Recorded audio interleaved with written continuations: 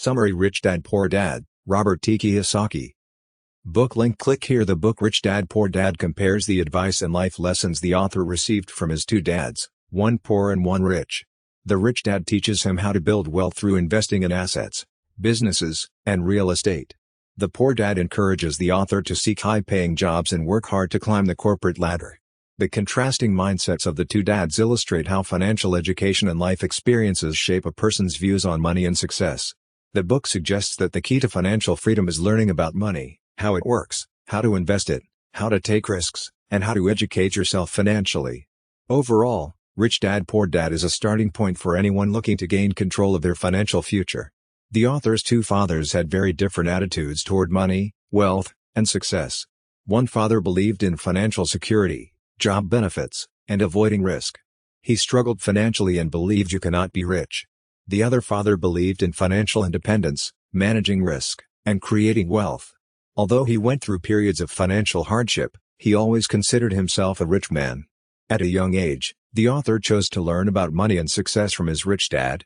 This choice ended up shaping his financial philosophy and life path. The author's first lesson from his rich dad was that the rich do not work for money. Instead, they have money work for them. To illustrate this, the author describes a story from when he was 9. He asked his dad how to get rich, and his dad said he would have to make money. The author and his friend then started a partnership to find ways to make money, eventually coming up with an idea to start a business. The key message is that the wealthy accumulate assets and have money work for them, rather than working for money their whole lives. Building wealth is about making your money work hard, not you. The key lessons are: develop an entrepreneurial mindset rather than an employee mindset. Think about building assets and making money work for you. Learn financial skills and education. What you learn about money is more powerful than how much you earn. Choose your influences wisely. The people you listen to shape your thinking, choices, and outcomes in life. Take calculated risks and learn to manage risk, rather than avoiding it. Risk is necessary for reward. Develop a mindset of abundance and possibility rather than a mindset of scarcity and limits. Your beliefs shape your reality. Does this help summarize the key highlights and lessons? Let me know if you have any other questions. Here is a summary. Mike and the narrator are two 9-year-old boys who want to make money. They collect used toothpaste tubes from their neighbors, planning to melt them down to make nickels. However, the narrator's father catches them and explains that this is counterfeiting, which is illegal. Though disappointed, the boys are proud of their creativity. The narrator's father suggests they speak to Mike's father, who is rich and successful in business. Mike's father, though busy, agrees to teach them how to make money because they work for him. The boys agree to the offer, eager to learn from Mike's father and become rich. The key events are: the boys hatch an illegal plan to make counterfeit money from toothpaste tubes. They get caught by the narrator's father, who applauds their initiative but explains why it is illegal. At the narrator's father's suggestion, they approach Mike's father. Mike's father agrees to teach them how to make money if they work for him. The lessons the boys learn are: illegal activities like counterfeiting are wrong, no matter one's intentions. Success often comes from hard work, creativity, and learning from more experienced people. Opportunity favors the bold. The boys put themselves in a position to learn from a successful business person by courageously asking him for mentorship. Does this summary accurately reflect your understanding of the critical details and lessons from the story? Let me know if you have any other questions. Here is a summary. The boy works sweeping and dusting cans in Mike's dad's superette for 3 weeks for 30 cents an hour. He gets frustrated with the tedious work and low pay and decides to quit. Mike tells him his dad expected this and wants to meet with him. The boy meets with Mike's dad, Rich Dad, and expresses his anger and frustration over the situation. He says Mike's dad has not kept his promise to teach him about money. Rich Dad says he has been teaching the boy, just not through direct lectures like in school. He says life always teaches us lessons, even when pushing us around. Rich Dad says people respond to life in 3 ways: they let life push them around, they push back and blame others, or they learn the lesson and move on, growing wiser in the process. Rich Dad tells the boy that if he learns his lessons, he will become wise, wealthy, and happy. If not, he will always blame others for his problems. Moreover, if he is too fearful of taking risks, he will live safely but regret not living.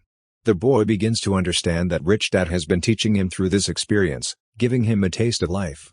Rich Dad says the boy is the first to ask him to teach about money. Most employees want jobs and paychecks. So the key lesson is that life constantly teaches and pushes us outside our comfort zone. We can either learn and grow from these experiences or blame others and remain stuck. Rich Dad is trying to teach the boy through real-world experiences, not just words. Here is a summary. The narrator's rich dad teaches him a valuable life lesson by only paying him 10 cents an hour to work in his store. Most people think the problem is that they need more money, when the problem is their lack of financial education. They work for money instead of learning how to have money work for them. Rich Dad teaches the narrator that the rich do not pay high taxes like the poor and middle class do because the rich know how money works. The poor and middle class go to school to get a job and then get taxed heavily, remaining in debt their whole lives. Rich Dad wants to teach the narrator how to have money work for him instead of working for money. He stops paying the narrator to prove that he needs to learn not to work for money. The lesson is that most people are slaves to money and think more of it will solve their problems, when the real solution is financial education. Working for money will lead to a lifetime of disappointment and debt. Learning how to have money work for you is a lifetime study, but most people never even start. Rich Dad offers Mike and the author raises from 10 cents to $2 to $5 per hour to work for him, but they turn down the offers. Rich Dad is testing them to see if they can be bought and controlled by money and emotions like fear and greed. Rich Dad says most people are stuck in a rat race, working for money, buying things with it, and working more for money to buy more things. This cycle is driven by fear of insufficient money and greed for material goods. He says people react emotionally to these feelings instead of using logic, so they get trapped. Rich Dad says the way out of this trap is to tell the truth about your feelings and not let emotions control you. He says rich and poor people let fear and greed control them. The only difference is that wealthy people have more money. However, money does not necessarily eliminate fear and desire. Rich Dad says avoiding money is just as psychotic as being overly attached to money. He says it is customary to desire better or more exciting things, but that joy from money is often short-lived. People need more and more to soothe their troubled souls, but money cannot do that. The story of the town derelict rummaging for food illustrates that avoiding or chasing money excessively can be a kind of psychosis. The key is to find balance and not let emotions control you. The main lessons are not let fear and greed drive you, tell the truth about your feelings, find balance rather than excessively avoiding or chasing money. True freedom comes from overcoming fear and greed. The Rich Dad says most people deny the importance of money while working 8-hour jobs to earn it. He thinks this is psychotic thinking. Emotions drive a lot of our thoughts and actions. We should be aware of our emotions and use them to our advantage instead of letting them control us. Fear is a significant driver for many people. The fear of lack of money drives people to quickly find jobs as a short-term solution, though a job may not solve their financial problems in the long run. Rich Dad recommends building financial literacy to overcome fear and ignorance instead of being slaves to money. Desire also intensifies our emotions and leads to poor decision-making. We should delay reactions and reason instead of acting impulsively on desires. Ignorance exacerbates fear and desire. Continual learning and an open mind can combat ignorance. While school teaches essential skills, continuous self-education is also essential. Rich Dad shares examples of how ignorance and greed, amplified by fear and desire, can lead to societal problems like growing inequality and higher living costs. Financial education addresses these systemic issues. The key message is that we should pursue knowledge and discipline our emotions to overcome ignorance, fear, and greed, which negatively impact individual and societal well-being. Continuous learning and self-awareness are antidotes to these human tendencies. Rich Dad taught the boys financial literacy through real-world experiences, not just theories. He had them work for free in his store to help them understand the concept of making money work for them rather than working for money. After working for free for a few weeks, the boys came up with the idea to start a comic book library, where kids could pay to read as many comics as they wanted for 2 hours. They made $9.50 weekly and paid Mike's sister $1 to run it. Though the library eventually closed, they learned they could make money working for them. Rich Dad was excited that the boys had learned this lesson. He told them that it is not how much money you make that matters, but how much money you keep. Financial literacy, knowing how money works, is critical. Today, Mike runs Rich Dad's empire, and the author retired at 47. They continue to have financial freedom because their assets grow and generate income automatically. The author says that when people ask him for advice, the most important thing he recommends is gaining financial literacy through life experiences, not just reading books. Making money work for you, rather than working for money, is the secret to success. The key lessons are: learn financial literacy through real-world experiences, not just theories. Focus on making your money work for you rather than working for money. This is the secret to financial freedom and success. Gain life experiences to truly understand how money works, not just by reading books. Apply your knowledge in the real world. Start from a young age. Rich Dad taught the boys at a young age, preparing them for financial success later on. Does this help summarize the key highlights and lessons? Let me know if you want me to clarify or expand on any summary part. Here's a summary of the key points. In 1923, some of Chicago's wealthiest and most successful business people met. Within 25 years, many of them went broke or died in poverty. The reasons are unclear, but the Great Depression likely had a significant impact. The story is a reminder that great financial success is often fleeting. Changes can happen quickly and unpredictably. Those overly focused on money and needing more financial education will need help. However, being flexible, open-minded, and committed to continuous learning will fare better through the ups and downs. The most crucial financial principle is not how much money you make but how much you keep. Many people win money through luck, for example lottery, but lose it quickly because they need more financial skills and discipline. To build wealth, you need a solid financial foundation. That starts with financial literacy, understanding the difference between assets and liabilities. Assets put money in your pocket. Liabilities take money out. The wealthy acquire assets. The poor and middle class acquire liabilities thinking they are assets.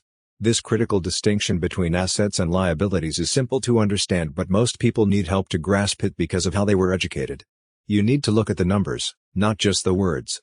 The numbers tell the real story. The diagrams show the cash flow patterns of assets and liabilities. Assets generate income and increase your net worth. Liabilities reduce your income and net worth.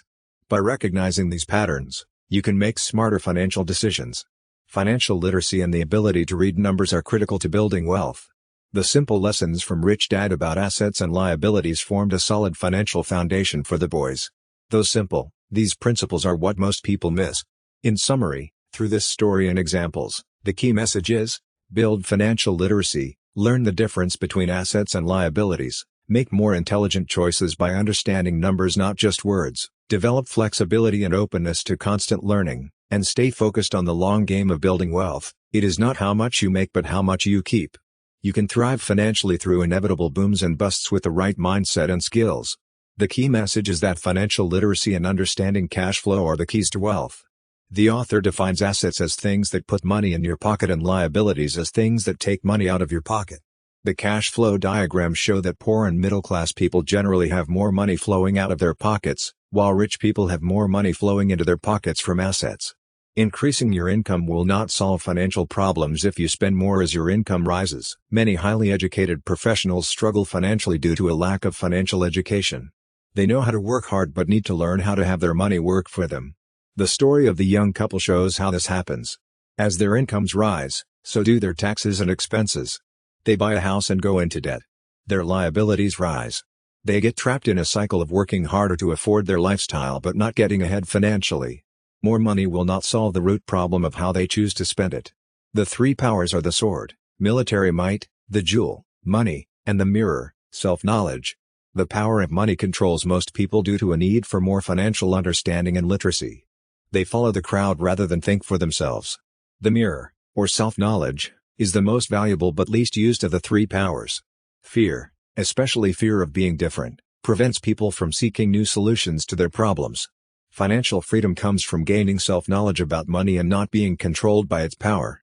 In summary, the key insights are: spend your life buying assets, not liabilities, increase your financial literacy, understand your cash flow does not be controlled by the power of money, and have the self-knowledge to think for yourself.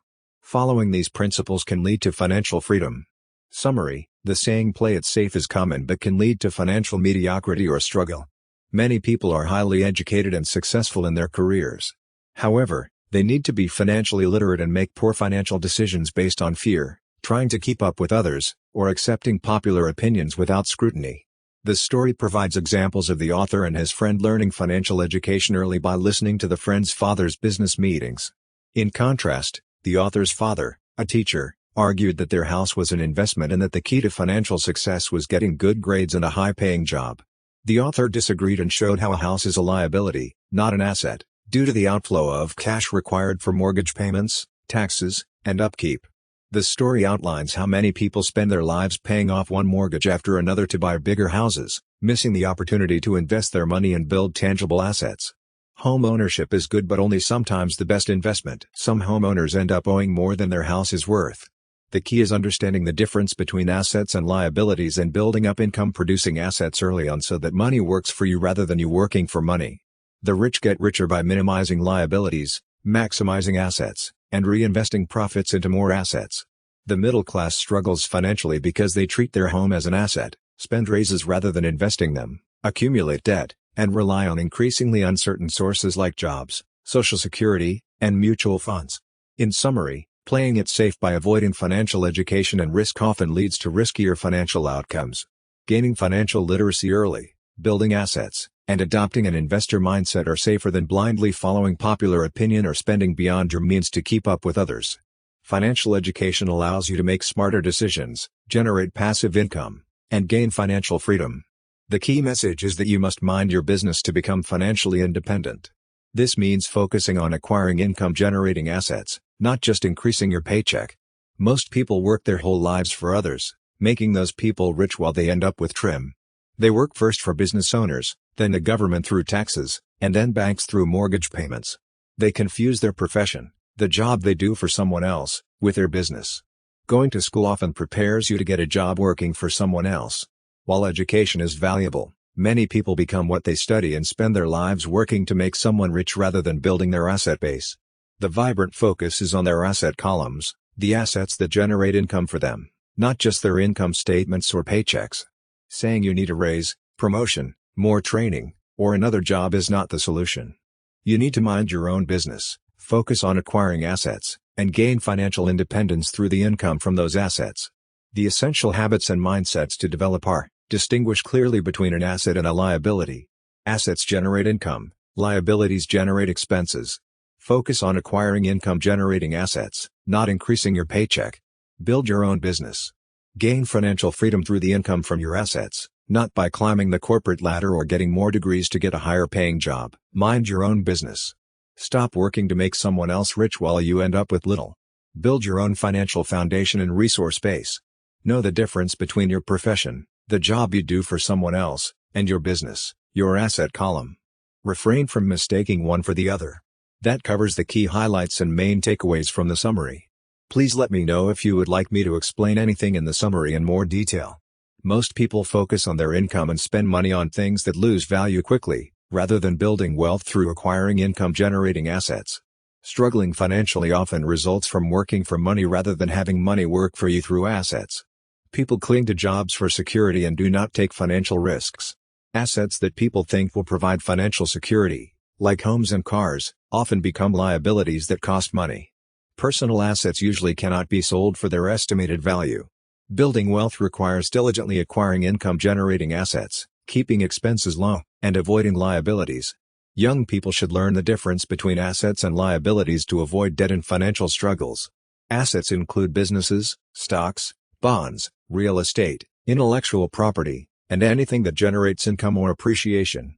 Only acquire assets you understand and care about to manage them properly. Keeping a steady job while building your assets through your business is best. Starting a business is risky, so only do so if you are passionate about it. Otherwise, focus on building assets. Use increased income from assets to reward yourself with luxuries, not debts. Luxuries should be enjoyed after establishing financial security through assets. The rich utilize corporations and tax laws to build wealth to bypass the Robin Hood idea of taking from the rich to give to the poor. Following their lead can help others find financial success. The key ideas are: acquire income-generating assets, avoid liabilities and debt, build wealth through your own business and assets, not just a job, use money from assets to fund rewards and luxuries, and take advantage of tax and corporate laws like the wealthy do. Following this formula can lead to financial security and success. Originally, there were no income taxes in England and America. They were temporary and used to fund wars. In 1874, England established the first permanent income tax. The U.S. followed in 1913 with the 16th Amendment. These income taxes were initially targeting the rich. The idea was to punish the rich and the masses supported it. However, the government's appetite for money soon grew and the taxes expanded to the middle and poor class. The speaker's rich dad believes government workers are lazy thieves while his educated dad believes the government should help people. The speaker struggled with these opposing views from his fathers. The rich saw an opportunity in corporations to limit personal liability. By putting money in corporations, their losses were limited to the money invested in that corporation. The corporate structure allowed the rich to shield their wealth. As government spending grew, the demand for money increased. The tax the rich idea expanded to include the middle and poor classes. The rich used corporations to escape high individual income tax rates. Corporations allowed them to pay less in taxes. The battle between the rich and others has been ongoing for hundreds of years. The rich use their resources and knowledge to minimize their tax burden through legal loopholes and incentives in the tax code. The poor and middle class pay more in taxes proportionally because they do not take advantage of these legal maneuvers. The speaker is shocked at how many people pay more taxes due to fear of the government. Although the government can make mistakes, the amount of taxes most people pay, working January through May to pay taxes, needs to be lowered. The rich, on the other hand, play the game smarter through corporations. In summary, the main point is that while the income tax system was set up to punish the rich have found ways around it using their knowledge of legal tax loopholes and incentives. The poor and middle class are shouldering most of the tax burden due to their lack of this financial knowledge and fear of governmental authority. Here is a summary of the key lessons. Knowledge is power.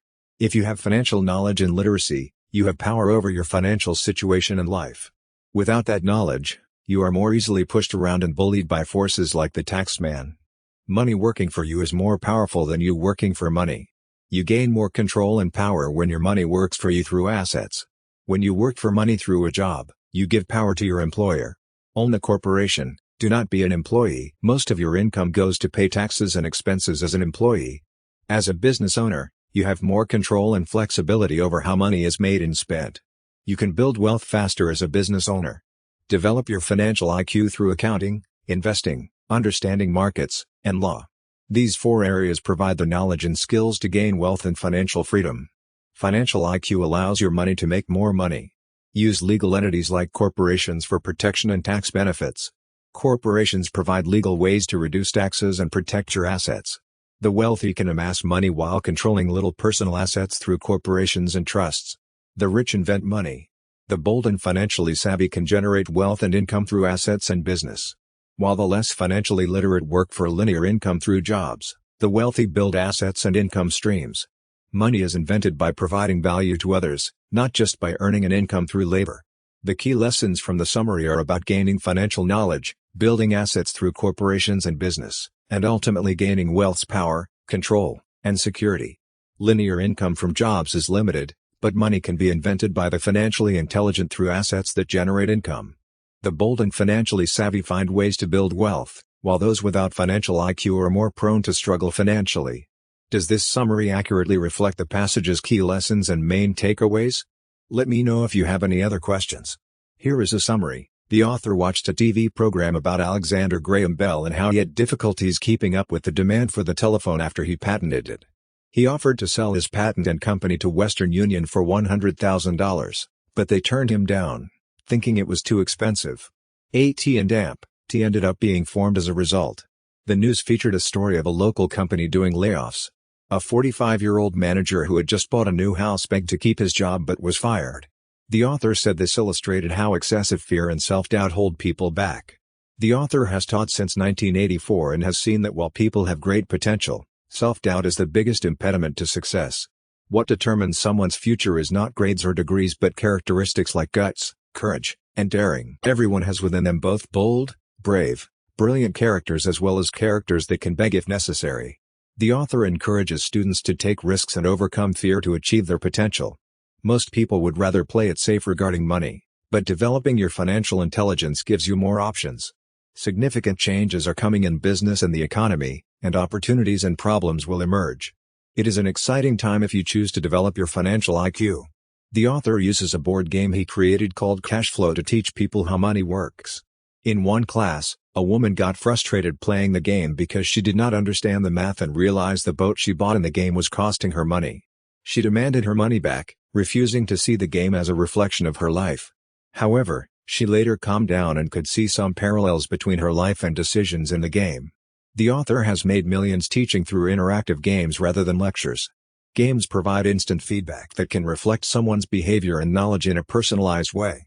An example is the woman who later realized she avoided finances and responsibility for the money in her marriage, leaving it to her husband. After 20 years, they had little to show for it in the divorce. She was embarrassed about not understanding finances and angry at herself for not knowing her ex-husband had been hiding money. Life, like games, provides instant feedback if we pay attention. Here's a summary. The cash flow game provides feedback on players' financial behaviors and teaches them to explore multiple financial options. Successful players are numerically literate and creative in generating options. Limiting your options limits your success. The author's friend works 3 jobs because he only saw the option of working hard after losing his main job. Successful people see and act on more options. In the game and life, some people wait passively for opportunities, lack money to act on opportunities, or fail to recognize opportunities. Financial intelligence means having the creativity to generate more options and solutions. Money is an agreement, not something real and finite. With financial intelligence, you can generate money through agreements and exchanging nothing tangible. The author develops his financial intelligence to participate in the fast-paced world of money creation. He wants to avoid being left behind in an era where people can generate wealth with their minds. In the 1990s, the author generated $190,000 in assets by buying inexpensive houses, advertising them at a markup, and selling them, keeping the difference. This took little time and created money through agreements, not labor. Saving the same amount would have taken much longer. The example shows how financial intelligence can be used to invent and protect money. Agreements and a little work generated a good income stream for the author. That covers the key highlights from the summary on using financial intelligence to generate wealth. Please let me know if you want me to explain or expand on any summary part. The author buys a $45,000 house for $40,000 by finding a distressed seller. He puts $5,000 down and rents it out, earning $40 monthly in cash flow after expenses. A year later, the real estate market picks up and he sells the house for $95,000, making a $40,000 capital gain. He uses a 1031 tax-deferred exchange to buy a 12-unit apartment building for $300,000 that is worth $450,000. 2 years later, he sells the 12-unit building for $495,000 using another 1031 exchange and buys a 30-unit building in Phoenix for an undisclosed price. The key points the author wants to convey are: take the time to develop your financial intelligence through accounting, investing, understanding markets, and law. This creates opportunities to build wealth. Investments and markets are constantly changing. Continually develop your financial knowledge to identify new opportunities and adapt. Use real-world examples to show how anyone can achieve financial success through simple means if they have a solid financial education. The examples are meant to inspire and demonstrate that building wealth is achievable. The author uses real estate and small-cap stocks as his primary investment vehicles. He buys real estate for cash flow and stocks for fast growth. There are many ways to achieve financial goals. The examples show that it does not require complexity or being a genius. Find opportunities, gain the necessary knowledge, and take action.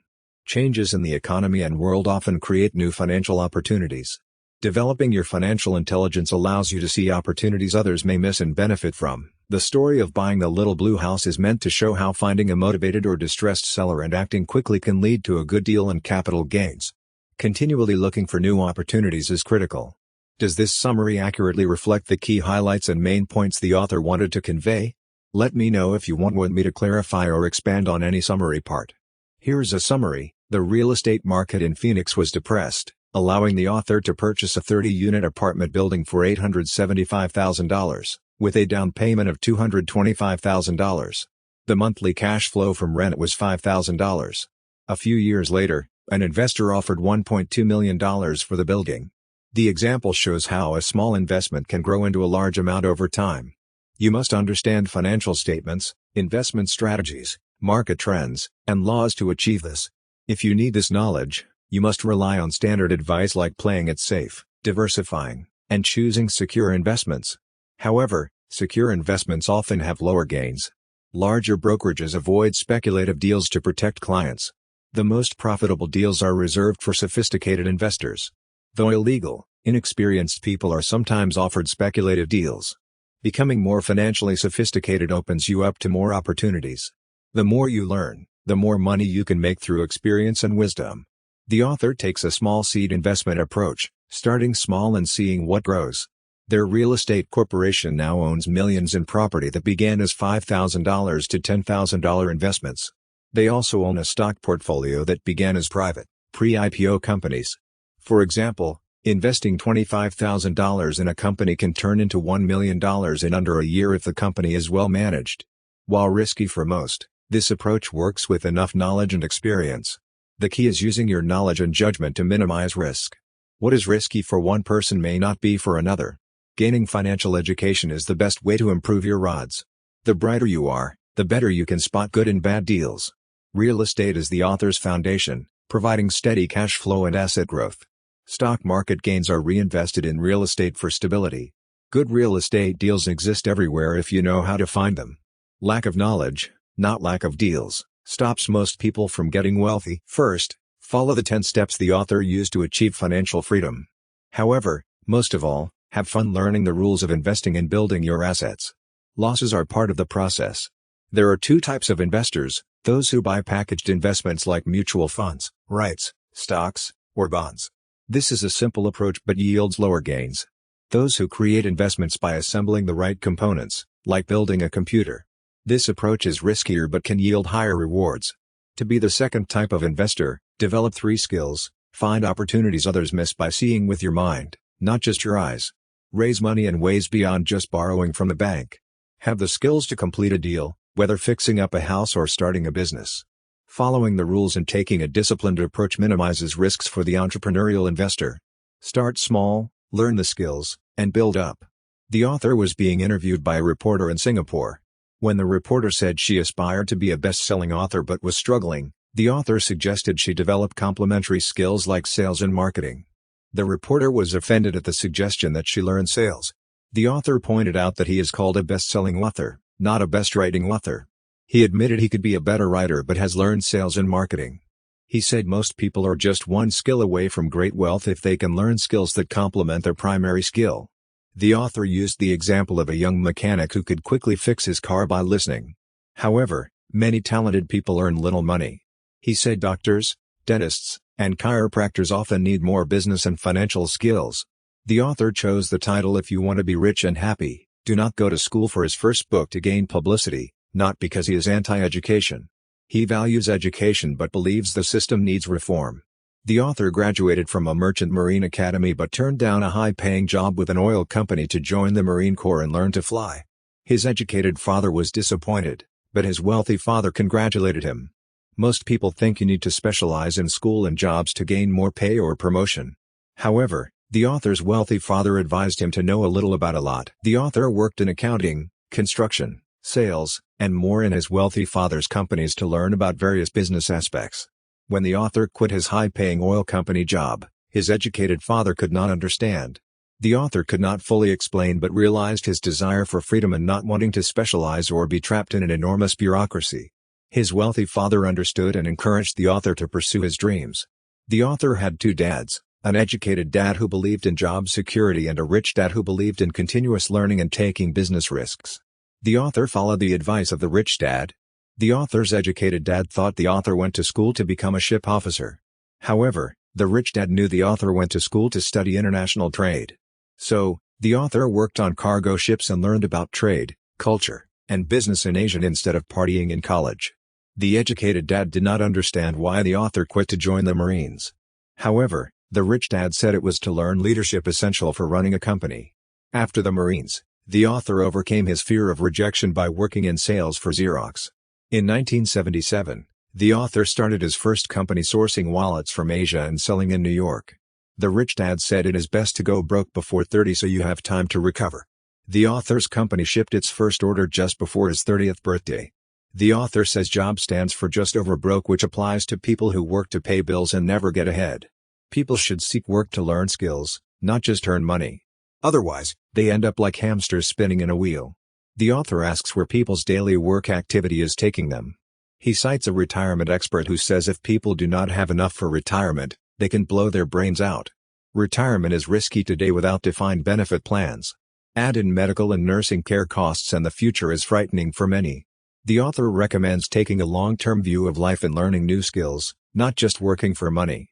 He suggests joining a network marketing company to learn sales skills. However, Most people make excuses to avoid learning new things. Instead, they would give half their money to the government rather than try to learn. The author says changing is challenging, but life is like going to the gym. The hardest part is deciding to go, but you feel better after. Learn new skills, or if you over-specialize, work for a unionized company that will protect you since your skills will not transfer. The author's educated dad became a union head, while the rich dad fought against unions. The key message is to take a lifelong learning approach to work to avoid becoming trapped in the rat race or being at the mercy of a single specialized career. Continuously acquire new skills that will benefit you financially and in many areas of life. Skills and their importance vary significantly across industries and jobs. Pilots have specialized skills highly valued in the airline industry but not elsewhere. Doctors and teachers also have skills that are specialized to their fields. Highly specialized jobs often depend on unions to protect them because their skills do not have much value outside their field. Teachers' unions in particular have much political influence. While many people may have skills that could yield a better product or service, that does not translate to business success. Business systems and sales/marketing skills are more critical to success than technical skills alone. The author's artist friend failed at advertising because he lacked business and marketing skills, not because of the advertising itself. Many talented people remain poor due to a lack of business knowledge.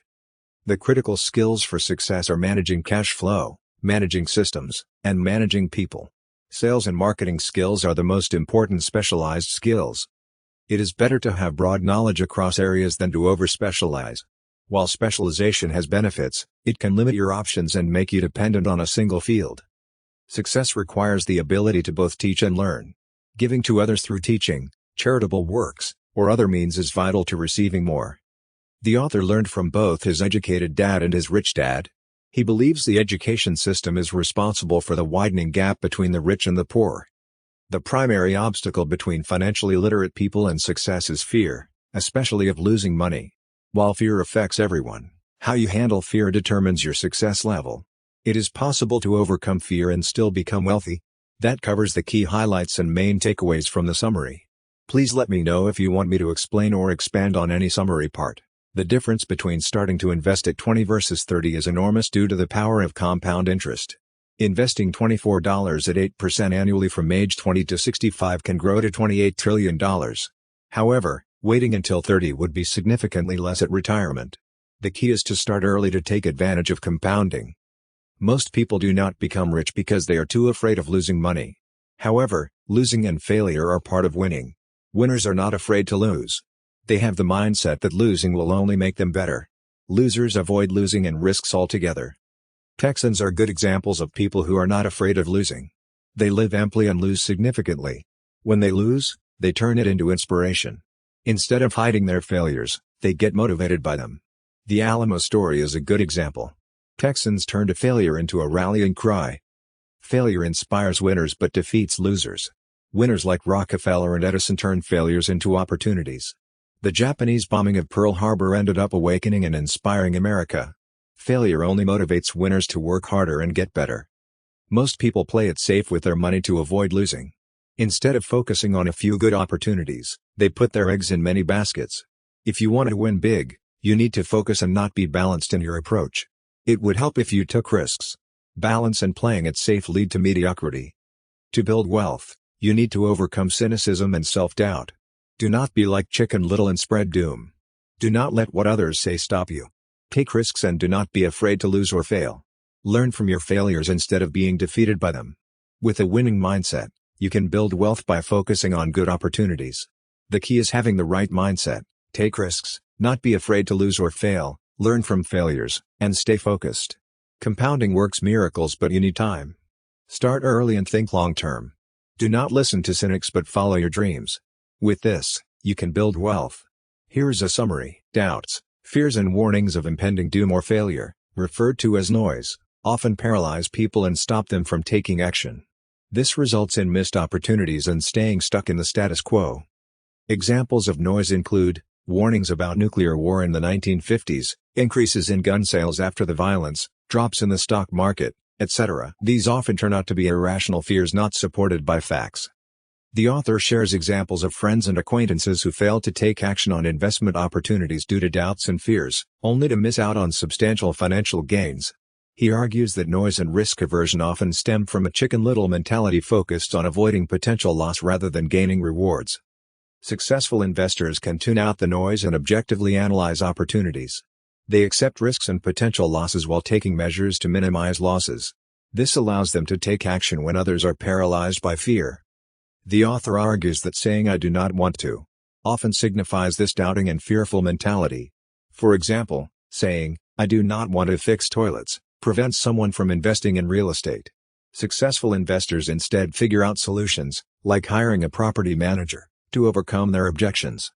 Colonel Sanders is an example of someone who persevered in constant rejection and doubt, demonstrating the tenacity and courage required to overcome obstacles. His ability to fry the chicken means overcoming doubts and forging ahead. In summary, excessive doubt, cynicism, and risk aversion due to fear of potential losses represent a Chicken Little mentality that often paralyzes inaction. Overcoming this requires tuning out noise, objectively analyzing information, accepting risks while minimizing losses, and demonstrating courage and tenacity in facing obstacles or rejection. Acting despite fears and doubts can lead to opportunity and financial gain. Here's a summary: the man was too busy at work to focus on his relationship and family. As a result, his wife left him and took the kids. Distraught, his work performance declined, and he lost his job. The story illustrates a common problem: people stay busy to avoid dealing with issues they do not want to avoid facing. Whether staying busy with work, hobbies, TV, or other things, it is a form of laziness through constant activity and distraction.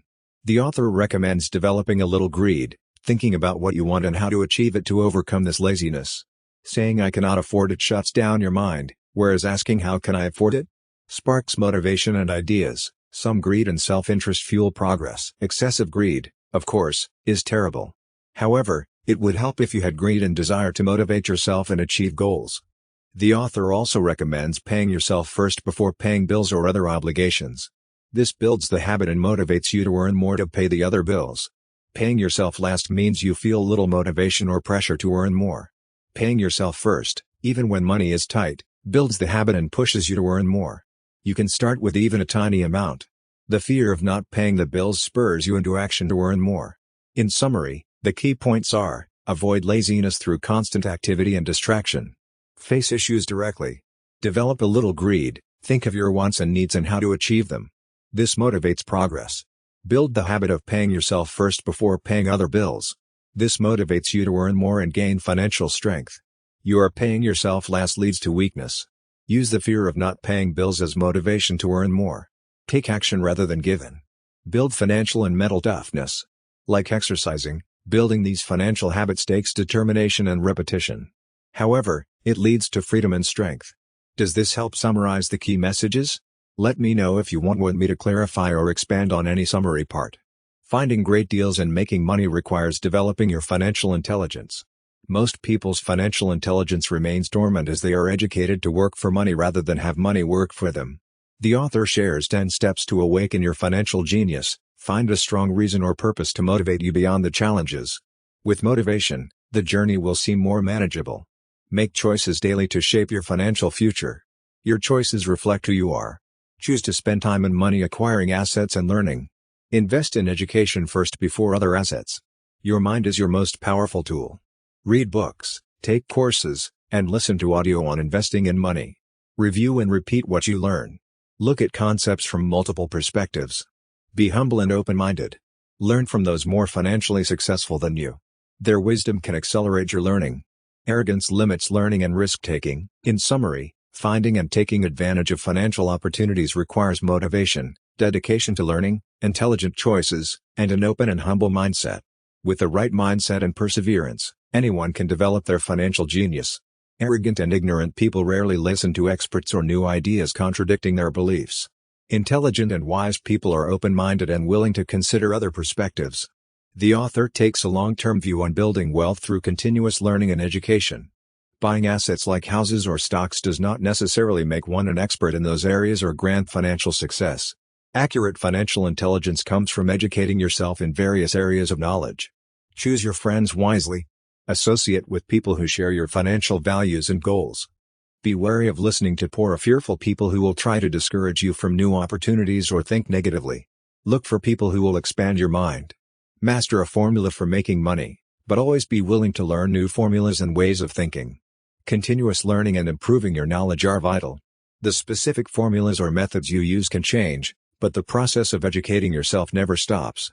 Develop self-discipline in managing money, time, and people.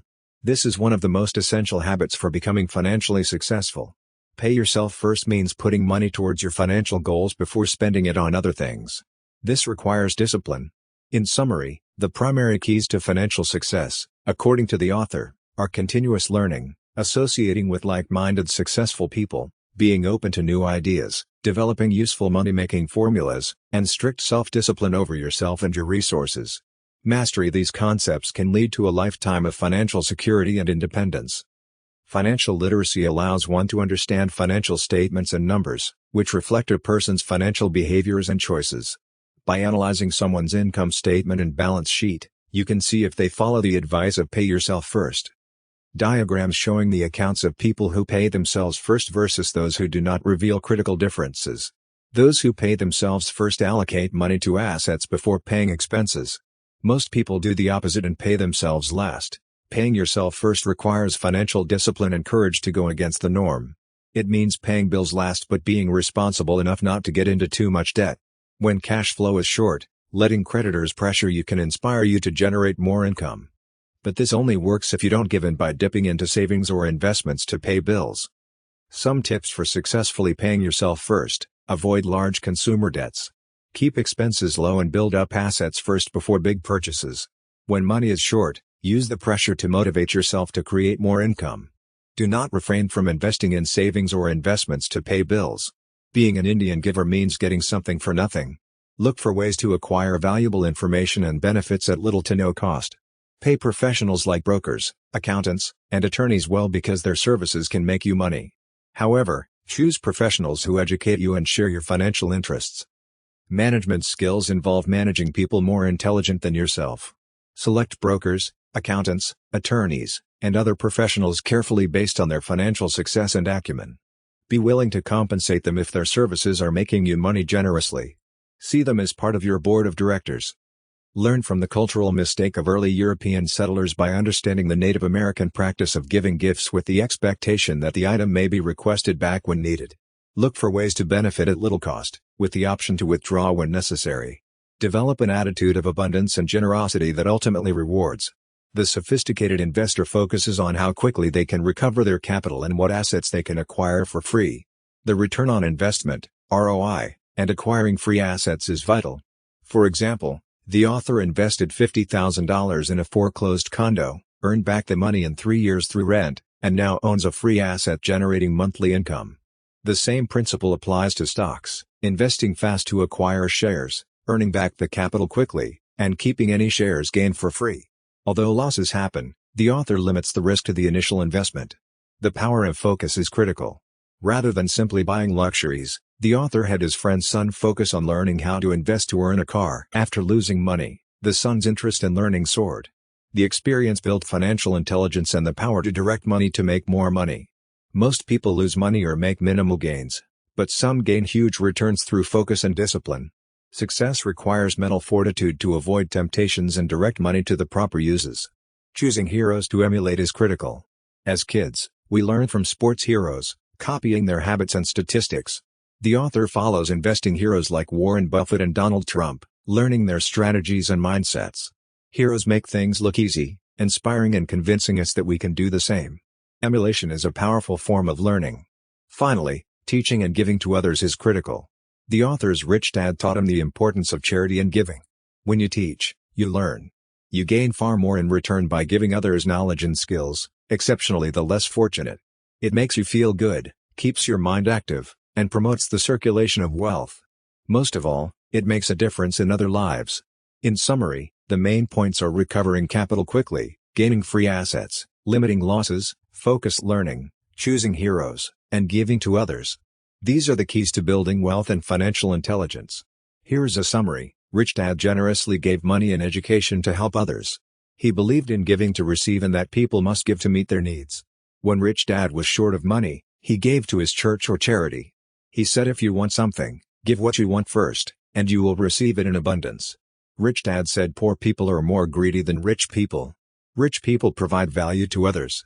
When you feel needy, give what you want to others, and you will receive it. Teaching and being generous with your knowledge makes you smarter. Helping others reach where you are is the key. There are more extraordinary powers that can help when you help others. My rich dad gave to teachers and became a master teacher himself. His generosity with knowledge made him wiser. Helping others makes you smarter. Profit is made when you buy, not when you sell. Look for good deals and opportunities to buy assets at a discount. Think big. Do not limit yourself to what you can afford. Look at the bigger picture and find ways to acquire more significant assets. Then break them into smaller pieces. This allows you to get a better overall deal. Learn from history. Study how large successful companies and individuals have built wealth over time. They started small but thought big. Take action and build up your assets over the long run. Action beats inaction. You have to take action to build wealth. Thinking about it or waiting for the right opportunity will not get you anywhere. Take action now. Convert earned income into passive or portfolio income. Earned income from your job is the highest taxed. Passive income from real estate or business investments and portfolio income from stock dividends and capital gains are taxed much less. Build up these income streams to achieve financial freedom. Education and financial intelligence are essential. Read books, take classes, and learn investing strategies and skills. Start small while you are learning, and build up from there. With time and practice, you can achieve a lot. Money is an idea. Do not think it takes much money to make money. You can start with a small quantity of cash and turn it into something much more significant through intelligent investments and building up your assets over time. Play it smart, not safe. Take calculated risks to achieve higher rewards. There are three main types of income: ordinary earned, portfolio, and passive. The key to wealth is converting your earned income into passive and portfolio income streams. The government taxes earned income the highest, so building up other income sources will benefit you both financially and reduce your tax burden. The main takeaway is using your financial intelligence to build up passive and portfolio income sources so your money is working hard for you and not the other way around. Think big, take action, learn all you can, and convert your earned income into more lucrative income streams that can ultimately lead to financial freedom. Build your assets and income through education, experience, and intelligent investing. Robert Kiyosaki advocates acquiring passive and portfolio income through investing in assets instead of solely relying on earned income. Kiyosaki believes financial education is critical to gaining the skills required to build wealth. He and his wife founded a financial education company that creates books, games, and other products to teach people financial literacy and investment skills.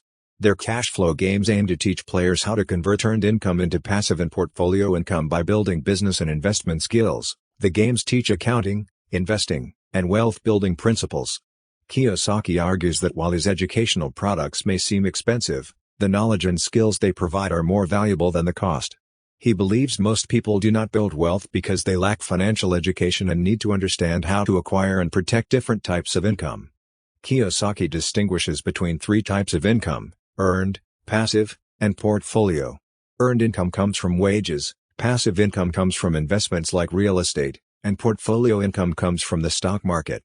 The wealthy acquire passive and portfolio income, while most rely solely on earned income. Kiyosaki advocates taking control of your financial education and destiny by building wealth through acquiring assets and investing. He believes each dollar and each day presents an opportunity to choose to be rich, middle class, or poor based on how you spend and invest your money. The editor's note provides context around how Kiyosaki's messages and predictions have unfolded since Rich Dad Poor Dad was first published. His views were initially met with skepticism but have proven prescient, as evidenced by events like the financial crisis.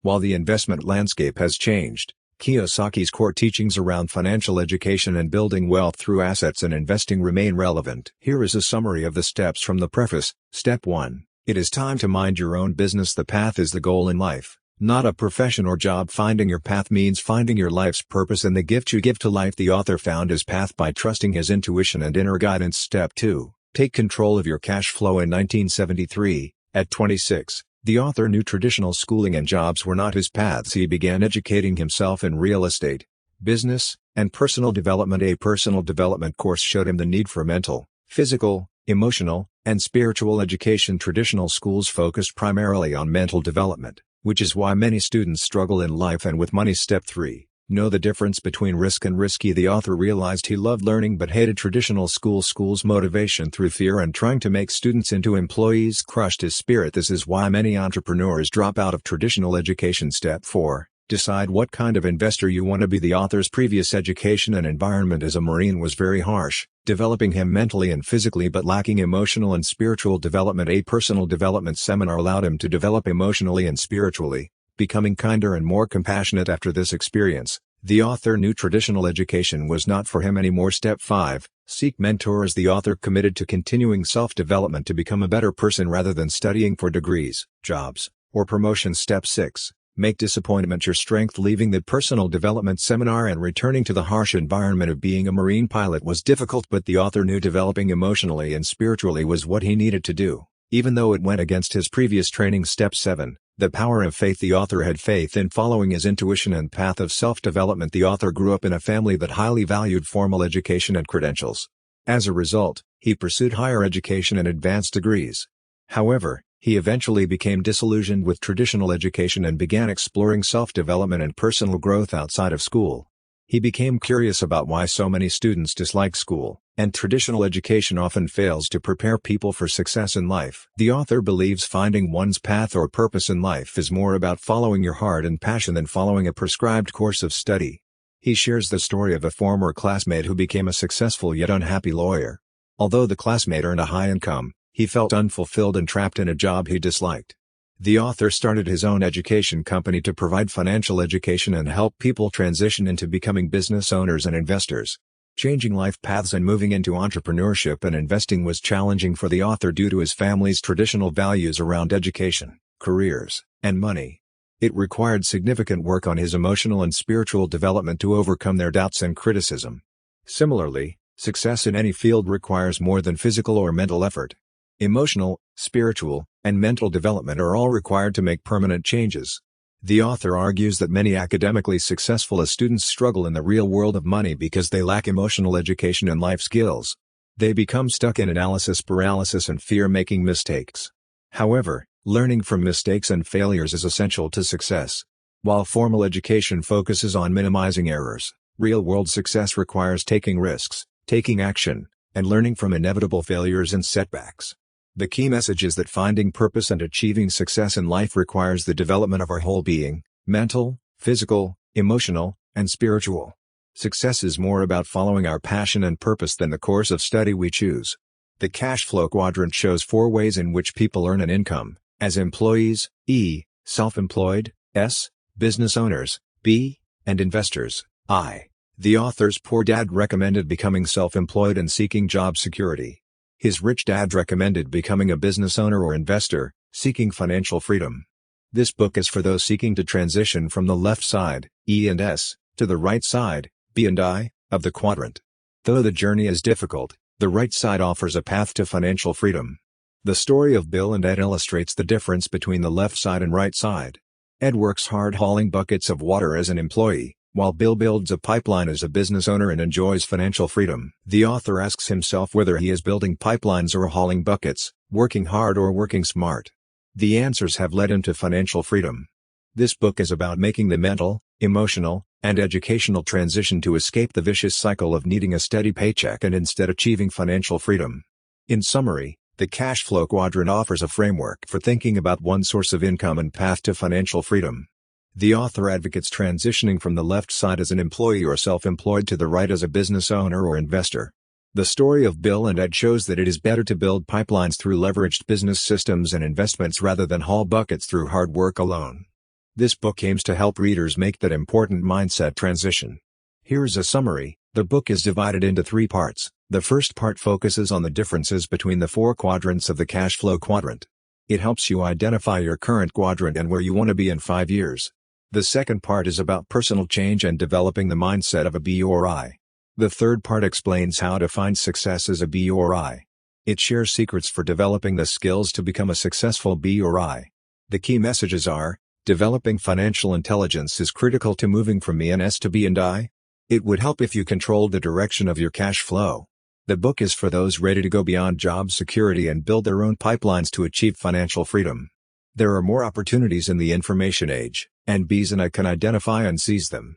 Success requires information from all quadrants, though schools still focus on E and S. The book provides insights for moving from E and S to B and I based on the author's personal journey in doing so. The summary outlines the structure and core messages in the book about transitioning from employee/self-employed to business owner/investor by developing financial intelligence and the proper mindset. The book aims to provide the insights and secrets to make this transition based on the author's experience. Book link click here.